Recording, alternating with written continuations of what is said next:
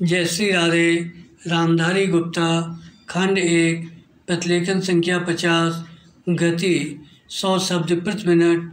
प्रारंभ करें। सभापति महोदय, वह केवल एक स्वप्न ही रह जाएगा। ऐसी स्थिति में मैं अनुभव करता हूँ कि आपातकाल की घोषणा की जाए और इस देश के जो बुद्धिमान लोग हैं उनको लेकर एक सर्वदलीय सरकार स्थापित की जाए। विराम।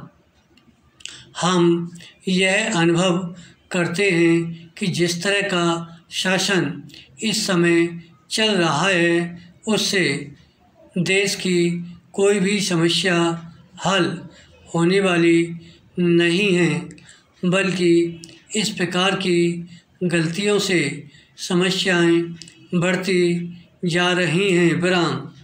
राष्ट्र की आंतरिक सुरक्षा के विषय में जो बिल मंत्री महोदय ने प्रस्तुत किया है उस पर अब तक जितने भी भाषण हुए हैं उनको मैंने बड़े ध्यान से सुना है। विराम।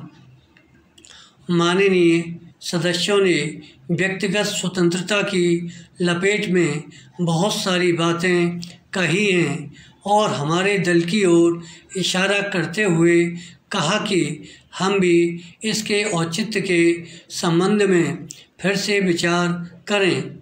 मैं जहां तक समझ पाया हूं, हमारे गृह मंत्री जी को इस बिल को प्रस्तुत करने में कोई सुख नहीं हुआ, बल्कि वर्तमान परिस्थितियों को दृष्टि में रखते हुए उनको दुख हो रहा है। आज जब हम नागरिक सुरक्षा, व्यक्तिगत सुरक्षा और स्वतंत्रता की बात करते हैं तो सबसे पहले उसमें व्यक्तिगत सुरक्षा की बात आती है। प्रत्येक नागरिक इस राष्ट्र की अपनी सत्ता में रहकर सुरक्षित रहना चाहता है।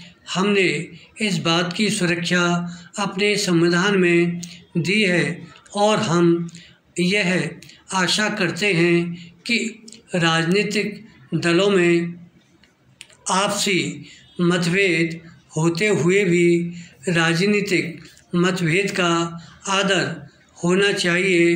विराम। मतभेद होते हुए भी शांति और सुरक्षा बनी रहनी चाहिए। विराम।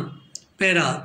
माननीय सदस्य पूछते हैं कि ऐसी कौन सी असाधारण परिस्थिति आ गई थी जिसके कारण आपको नज़रबंदी बिल लाना पड़ा। मैं आपसे कहना चाहता हूँ कि क्या ही अच्छा होता यदि नेहरू जी की उस बात को जो उन्होंने लोकतंत्र के संबंध में बहुत वर्ष पहले कही थी आज भी स्मरण रखते। विराम।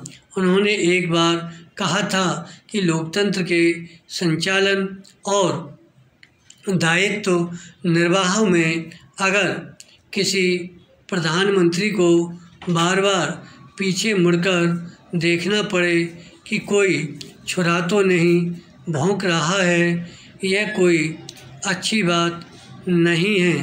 विराम। यदि ऐसी परिस्थिति देश में पैदा हो जाए, सांप्रदायिक दृष्टि से देश के विभिन्न स्थानों पर सांप्रदायिक दंगे हो रहे हों, उनका सामना करते हुए यदि हम जनता को सुरक्षा दे सकें तो फिर किसी बिल की आवश्यकता नहीं है।